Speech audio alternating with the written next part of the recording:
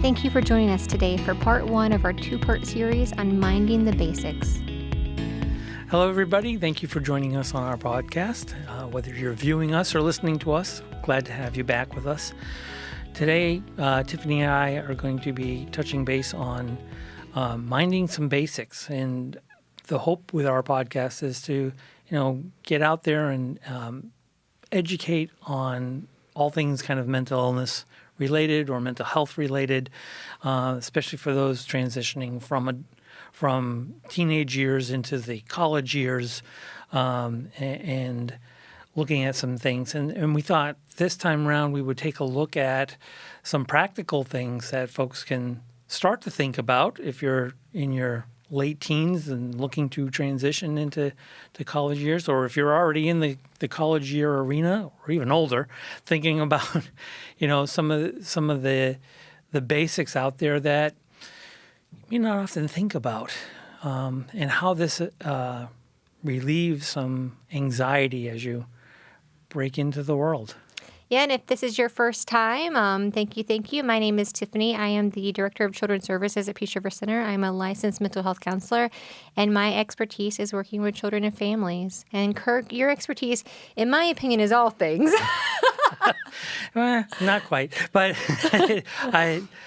my name is Kirk Fasthauer, and I am the Director of Crisis Response Services at Peace River Center. We have a mobile response team, a 24-hour crisis hotline and text line for individuals who are in any type of crisis. But, crisis work is my little arena of work. So I do cover a lot: suicide, trauma, and psychosis, and so... So a lot of the things that we'll share, will be, research-based, but also the practical experience that we've kind of built up over the years working with children and families and individuals, some struggling with crisis, some struggling, just day to day, but also some just navigating, the world of mental health and mental illness and how it affects our day to day. So let's jump in. All right.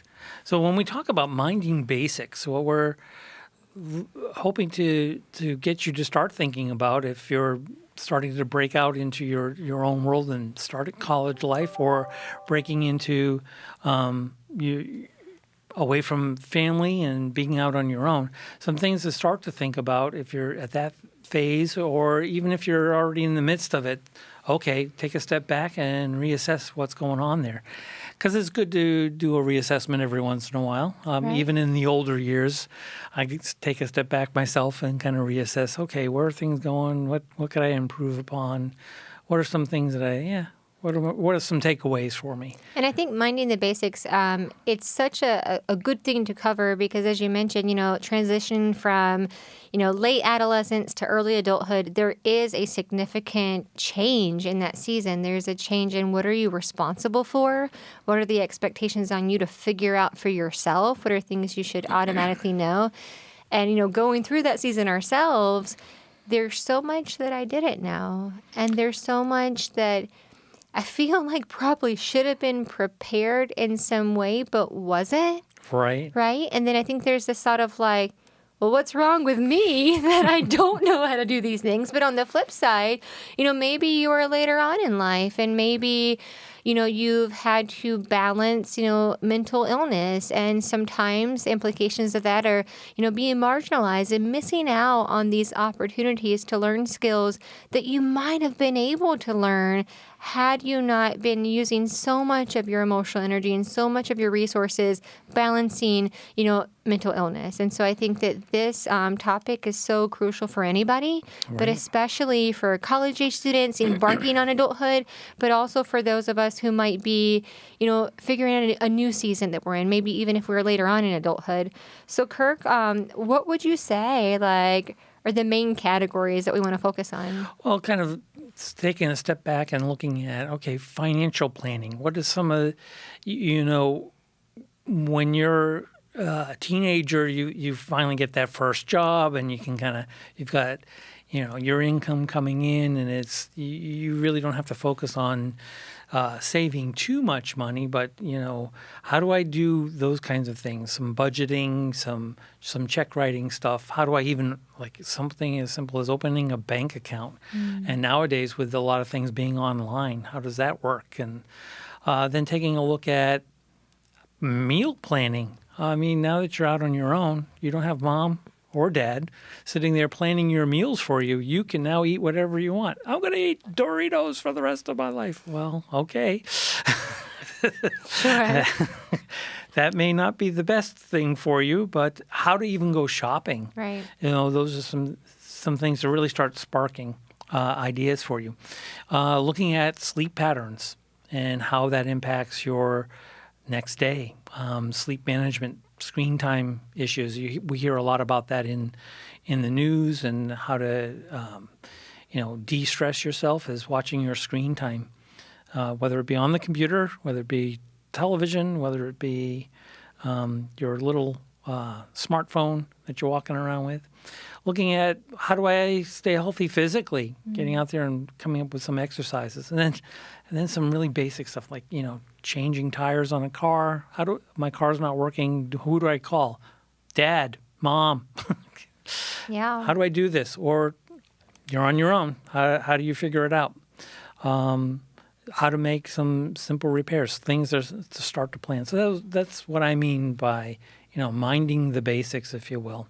And you don't need to be an expert at any of this stuff. Heck, I'm up in years, and I'm not an expert in a lot of this, but it's good to at least start thinking about it.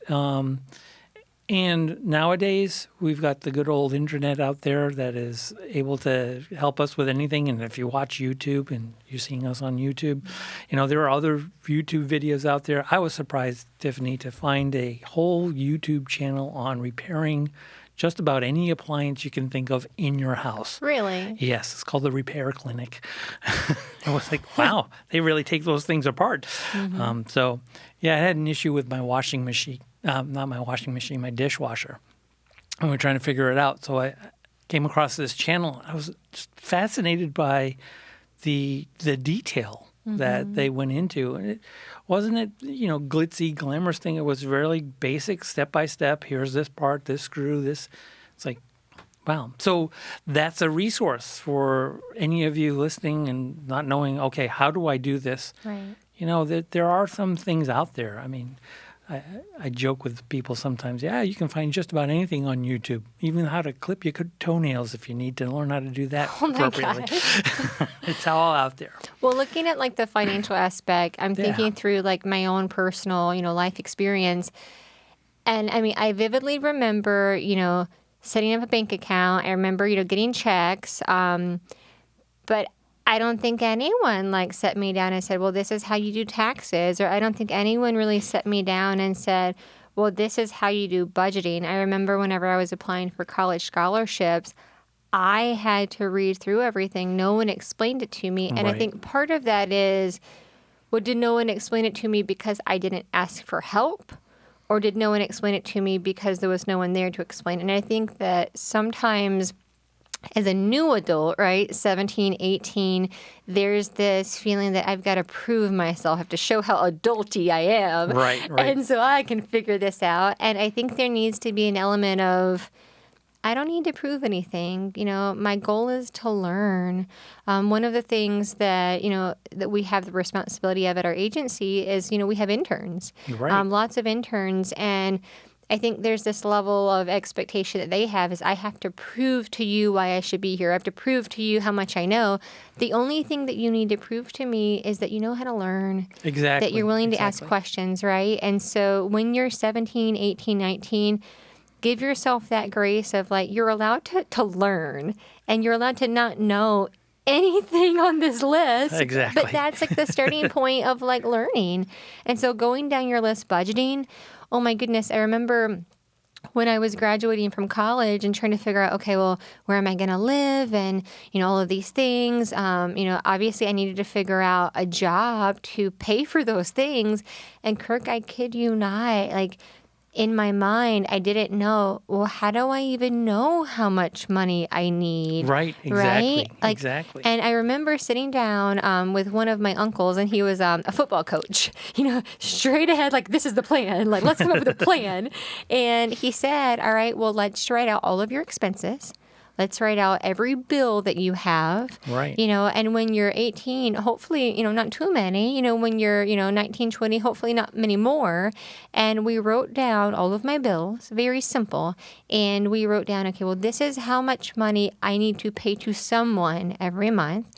Let's look at, what are, ballpark prices of apartments in that area, ballpark prices of, if you were going to live somewhere, okay, add that in.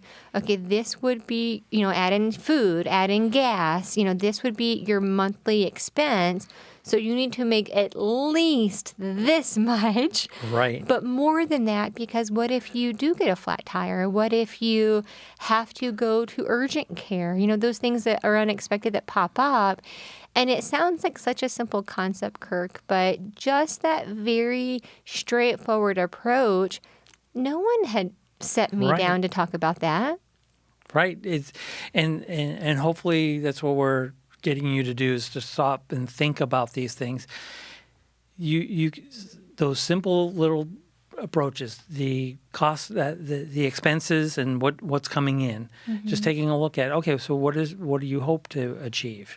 Can you afford that high-end meal versus kind of something a little bit cheaper, but still a little bit on the healthier side? Mm-hmm. Those challenges, and you're right. Unless you've got somebody in your life that can sit down with you and do that, you're kind of figuring it out as you go. Right. And what I've read about quite a bit is, and you hear about it in the news, is credit card debt, because the college years, that happened with me. College years, they were primed and ready for, hey, we got to build your credit, and building your credit's important. But temptation is definitely there, and it can send you into debt relatively quickly. Yeah. So you want to be aware of that, mm-hmm. Because then now you're oftentimes now living above your means, and so you got to plan for that. And then on top of that, those credit cards have interest, which compounds things. So, well, and that right there is like a foreign concept sometimes. If you're new to money, that interest, that's what's going to get you. Exactly. And I remember even with my student loans, at one point, the interest amount was more than even the cost of my student loan would have been. And it's like, and you don't know what you don't know. Right. Right? And when you're 17, 18, going into college for the first time, at 18 years old, signing those student loan papers, sometimes that's necessary. You have to do what you have to do, for the goals that you're seeking to accomplish. But I think walking into those situations with knowledge and with wisdom, with informed, informed knowledge of, okay, I know what I'm signing, I know what I'm doing, and then being wise with your finances, because it really can catch you at the end, right, without even realizing it. Absolutely, because you're under a mountain of bills coming in at you, and you're like, where did this all come from? And you end up working for your bills as opposed to making that money work for you. Right. So those are interesting bits of advice. I'm not a financial advisor, neither is Tiffani. Right. So what we're suggesting is just explore those options that are available out there for you, with somebody who can give you some good financial advice. Because that money is often a big stressor for everybody, and it's one of the number one issues in relationships that tends to break a relationship, is arguments over money and how finances should be handled. So if you start off yourself with a good grounding of, how do I set a budget for myself? Can I stick to it? That's another thing, is sticking to it. It does take some work and take some effort. And we're talking about this in a moment in your life where you're wanting to, okay, I'm breaking free of the shackles of being under the guise of my parents, and I'm wanting to do things on my own. And like Tiffani said earlier, you're wanting to kind of prove yourself that you can be an adult and be responsible. Planning ahead, thinking it through a little bit will help you. And, you got to keep those financial records. It's record keeping, documenting what's going on on there for you. My scholarship experience was similar to yours. I had to kind of navigate a lot of that on my own and try to figure out, okay, what does this mean? What do I need to do in order to help offset some of the costs of going to college? If for many of you that's a goal, and so how can I make that happen? And looking at alternatives with even the type of college you go to. I ended up not going to the college I wanted to go to because it would have been way too expensive. But I did some exploration and found an interesting little tidbit of facts there that some of the professors that taught at the school I wanted to go to were adjunct professors of where I ended up going to. So it was, wow. So yeah, it was kind of, oh, well, that's interesting, and saved some money there. But explore those kinds of things. What is out there to offset some things? Does that mean I'm eating Twinkies and ramen all the time? No. Well, I know for me, one of the things that I did, I became an RA on college. At the time, the college that I went to, they gave you a stipend for your housing, so you didn't have to pay for housing if you were a resident assistant. And so I did that for a couple of years. I also was a teaching assistant and, had another job on campus. And so I was able to save money by not having to go off campus for work. But, I mean, you're busy, right? You're busy and you're tired sometimes, and you have to, figure out, what's my balance going to be and what's my priority? And sometimes your priority has to supersede, what would you like to do? Right. And so definitely there are opportunities, but sometimes, maybe you don't know what they are, and that's when, you reach out for help. And so definitely on most campuses, there is someone you can talk to in the student life department or in the financial services department or career services department, where you can say, well, this is where I'm at, and these are my concerns. Can you help me? And I can tell you that the campus folks want you to be there. They want to help find a way to keep you there, and they really are equipped to navigate those types of things, because even though it might feel like you're the only person in the world experiencing this stress, you are not the first person, and you will not be the last person who needs help navigating the financial independence that comes with, growing into adulthood. Exactly. So reach out to those resources. And again, have a plan. That's really the big message and takeaway here is have a plan of some sort. Yeah. And again, it's a plan, and plans can be flexible.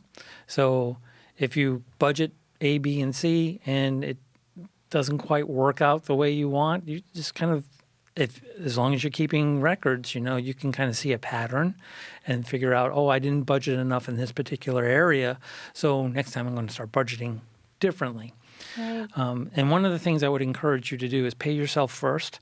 And what I mean by that is, set aside some, because you work hard, that's you should reward yourself a little bit and put some money aside for yourself for those emergencies, those unexpected things, flat tire in a car, what have you. Put some money aside for yourself and just don't touch it. Open a bank account, throw some money in it, and get to a certain level. Various workshops will tell you different things on what to get at. And student learning, student life offices will help with some of that, but sometimes there's workshops in the community through your church group if you're involved in church, and we'll have some financial workshops that you can be a part of, and lots of times those are free. Yeah. So, and they can give you some wonderful advice. Well, moving into nutrition, I know that's a tricky one because, when you're living at home, usually you're not the one doing the grocery shopping.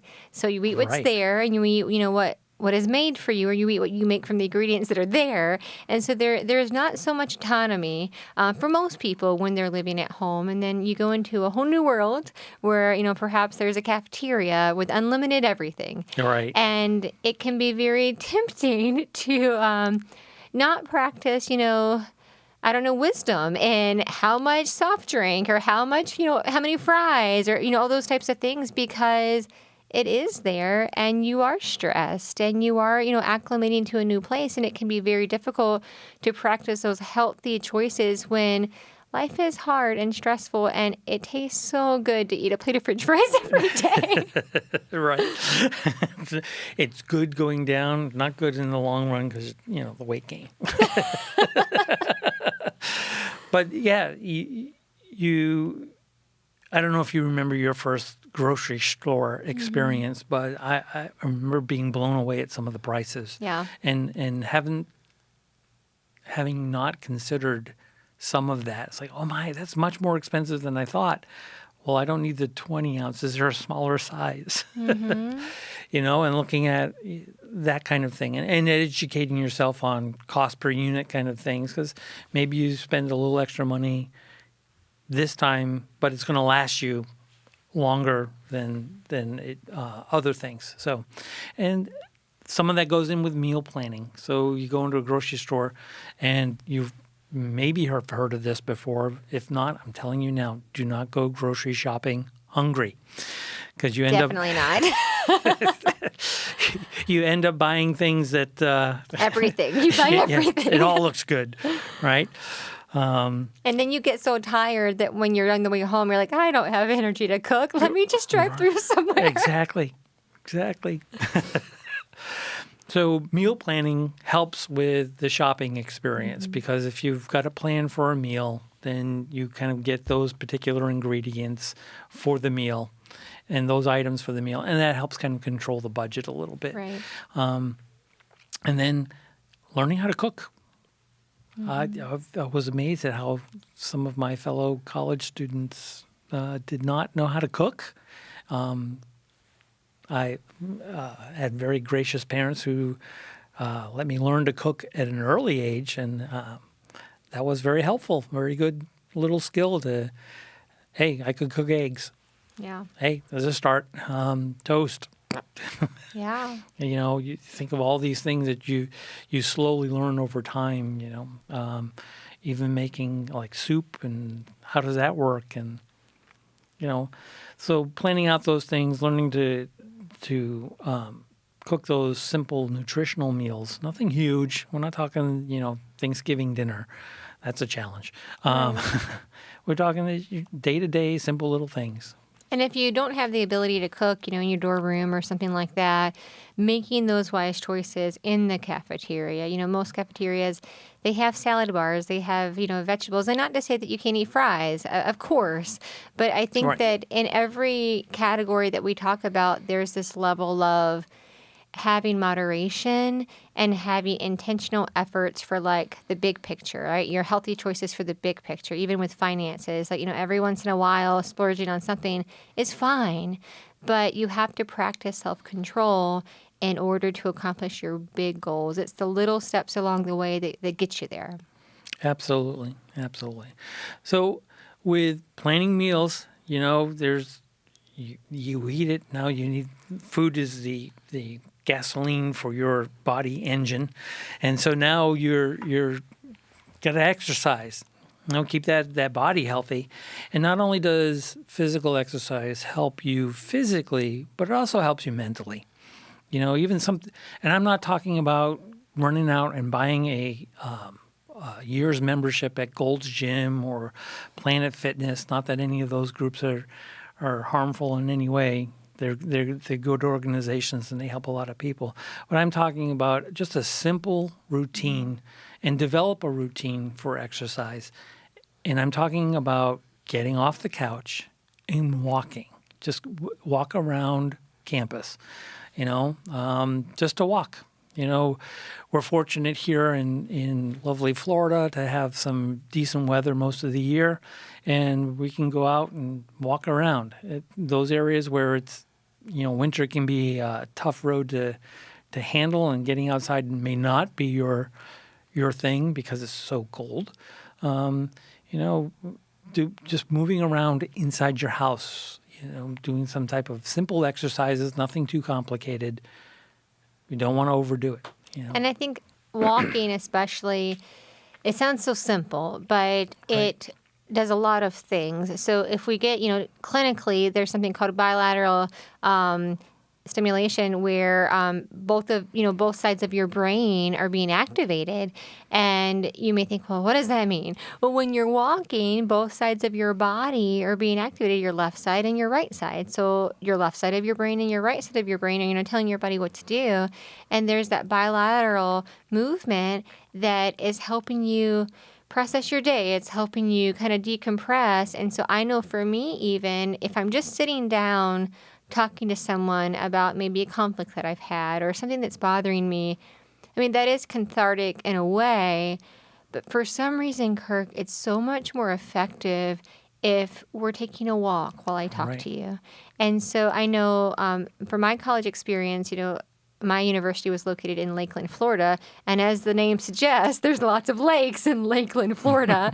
And so it was not uncommon for my friends and I to say, hey, let's go walk around the lake. Now, we could have absolutely walked around the campus, but the lake was really pretty. Yeah, and so, we'd go and grab a coffee. That would be, our treat for that week or, for that day.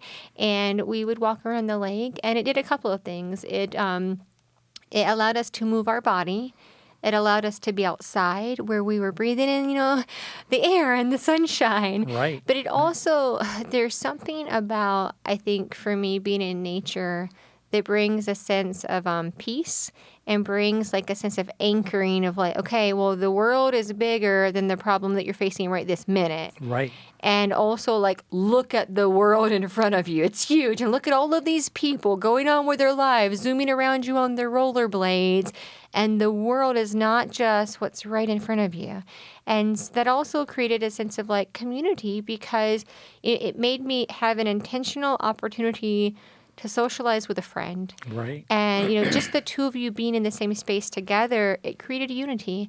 And I think one of the things that's missing so much when students move away for college, or maybe even they live in the same town and they move onto campus, you're craving that sense of connection.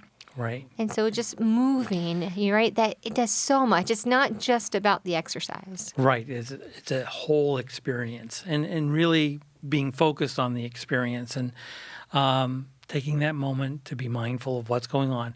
And you mentioned the bilateral. Yeah, that's very important. I worked for 10 years in New Jersey and had a therapist, a psychiatrist that I worked with. I loved what she did because one of the first things she did before really prescribing medications was coming up with a plan for diet and exercise. I'll tell you right now, that treatment plan goes back to ancient Rome, ancient Greek. That lifestyle change and diet and exercise, those were key ingredients for individuals who were struggling with any emotional issues, any mental kinds of issues, was to get up, get off your feet, move around. Yeah. Exercise, real simple stuff. And even the Greeks and Romans had, bath time. That was, the hot baths, and you just kind of relax a little bit. So that those things help to de-stress and help you process some of the day. And again, I know recently with COVID and everything, a lot of people were isolated and didn't get out there and socialize a lot. And that connectivity that we have with one another really helps us mentally as far as being able to process that stuff and doing the bilateral movement with walking around and helps that all process within the brain physically and verbally as well. Well, and sometimes there's this sense of like, is my community here because it's convenient, or is my community support system here because I'm making an intentional effort to stay connected to them, right? And I think that what we learned from COVID, from really having to like have our world reset in a way that we were not expecting to have it reset, how much of our built-in support system is actually our support system just because it's convenient, just because that's where we go to work, or just because, that's how we're around people.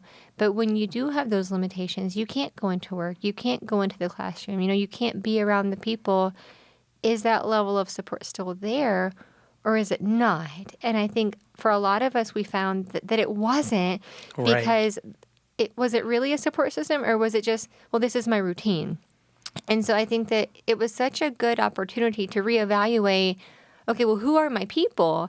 If I'm having a hard day, who can I lean on? Not that it's, bad to have a convenient support system, right? Like, it's nice to be able to lean on your friends at work and your friends at school.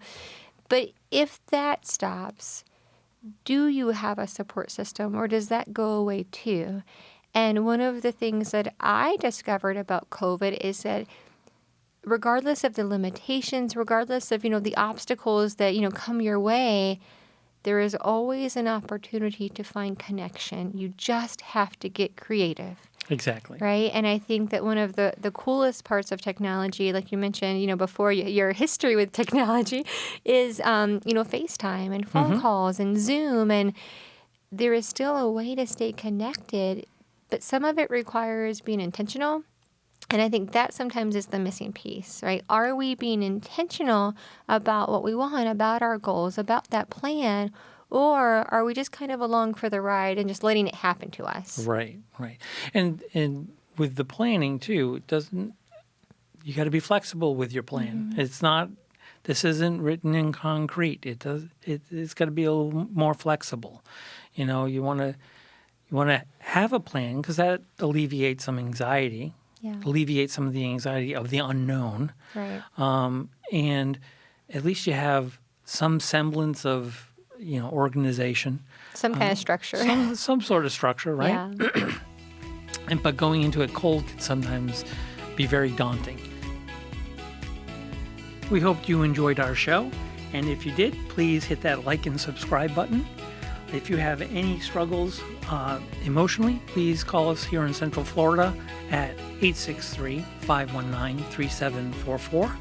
Or if you're hearing us on a national level, dial 988.